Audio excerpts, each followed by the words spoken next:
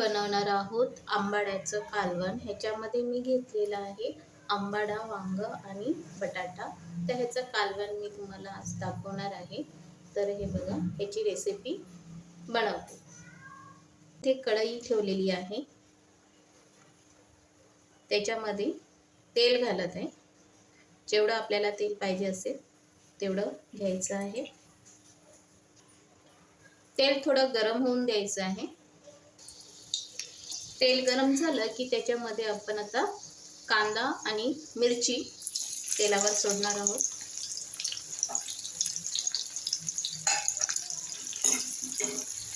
कांदा चांगला असा तेलावर तळून घ्यायचा आहे, म्हणजे नरम होईपर्यंत त्याला असं फ्राय करायचं आहे। गॅसची फ्लेम मीडियम ठेवलेली आहे, मीडियम टू हाय। कांदा मस्त असा नरम झालेला आहे, चांगला परतून झालेला आहे। आता यामध्ये मी एक टोमॅटो कापलेला आहे तो घालते। टोमॅटो पण थोडा नरम होऊन द्यायचा आहे, कांद्यासोबत तो छान असा नरम होतो, तर ह्याची चव कालवणामध्ये छान उतरते। ह्याच्यामध्ये सुके मसाले घालूया। सुके मसाले अर्धा चमचा हळद, आगरी मसाला 2 चमचे आगरी मसाला। तुम्हाला जसं तिखट पाहिजे असेल त्याप्रमाणे थोडासा गरम मसाला, थोडंसं ॲडिशनल एक्स्ट्रा घालत आहे। कांद्यावर मसाला चांगला परतून घ्यायचा।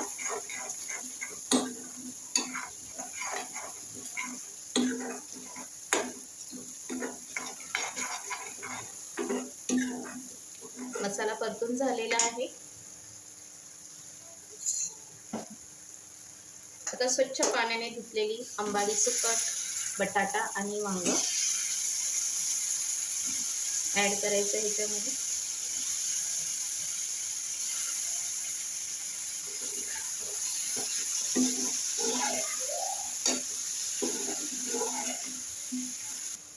मसाला सगळीकडे लागला पाहिजे। जर का तुम्हाला सुकी करायची असेल तर ह्याच्यामध्ये पाणी कमी ठेवायचं, आणि कालवण करायचं असेल म्हणजे रस्सा करायचा असेल तर पाण्याचं प्रमाण वाढवायचं आहे। आता याच्यामध्ये आपण आपल्याला पाहिजे तेवढं पाणी घालायचं आहे। गरम पाणी घातलं तरी चालेल, थंड पाणी घातलं तरी चालेल। तर इथे मी 1 कप पाणी घेतलेलं आहे, लागेल तसं पाणी मी वाढवेन।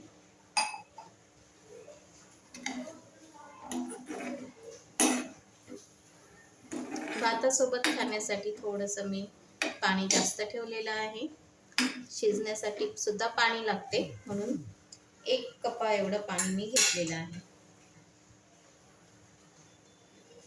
आता आपण झाकण देऊया, 5 ते 7 मिनिटं एक चांगली उकळी काढून घेऊया।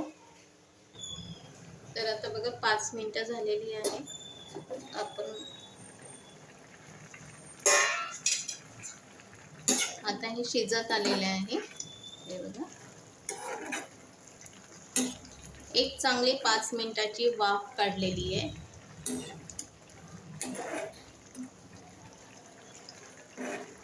हिला व्हायला जास्त वेळ लागत नाही, 10 ते 15 मिनिटांमध्ये तयार होते। त्याच्यामध्ये चवीपुरतं मीठ घालूया।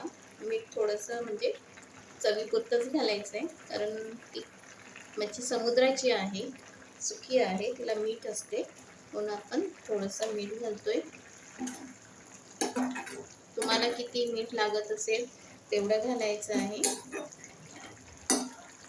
आता परत 3-4 मिनिटं आपण झाकून ठेवूया, आणि आपला मग आंबाडा तयार होईल।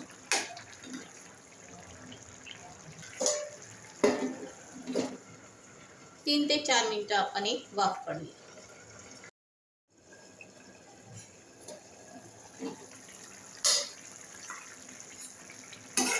हे बघा, रस्सा आता मस्त झालेला आहे, वांग पण शिजलेलं आहे, आणि आंबाडा सुद्धा आणि बटाटा सुद्धा शिजलेला आहे। आता या स्टेजला गॅस बंद करायचा आहे। जर का तुम्हाला आंबट पाहिजे असेल थोडी चिंच टाकायची, किंवा आंब्याची जी सालकंडी असते ती टाकायची. आता मी टॅमॅटो टाकलेला आहे याच्यात, म्हणून मी काय जास्त आंबट टाकत नाही आहे. इथे माझी आंबाड्याची जी भाजी आहे, बटाटा, वांगा आणि आंबाडा सुकट तयार झालेला आहे. तुम्ही सुद्धा अशी रेसिपी नक्की ट्राय करा. तुम्हाला नक्की ह्याची चव आवडेल. आगरी पद्धतीने मी बनवलेली आहे. सगळ्यात सोपी रेसिपी आणि चवीला एकदम स्वादिष्ट. तुम्ही नक्की करून बघा.